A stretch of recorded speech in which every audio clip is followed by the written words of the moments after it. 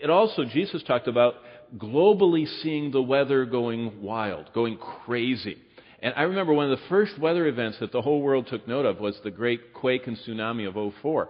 That was a global event. Everybody tuned into it. And it was the first time that a major disaster was watched all over the world. Now, I know the terrorists, but that wasn't a weather-related, the 911. This was a weather event. An earthquake followed by that tsunami that swept across and killed 200,000 people in just seconds. That event became a global weather gone wild event.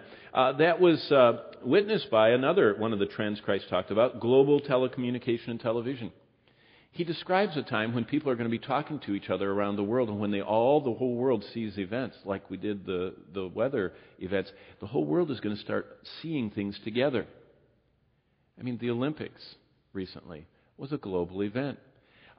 This whole stock meltdown. I don't know if you read the New York Times today, and they said that we were 500 trades away from a complete loss of the stock market was going to go down to 7,000 something, and it would have caused just the Great Depression too.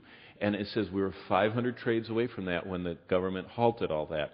And the whole world was watching that breathlessly because they have so much of our money and everything else. But that's global telecommunication and television is one of these trends. Another one, Jesus said in Matthew 24 that the gospel is going to go into the whole planet. Global evangelism, there's never been global evangelism. We've tried and tried and tried, but they didn't even know how big the world was. In the time of Christ, they didn't know where all the tribes were. They didn't know about all of the Stone Age tribes that were scattered all over the place. Some of these were in inland areas that were not known until this century.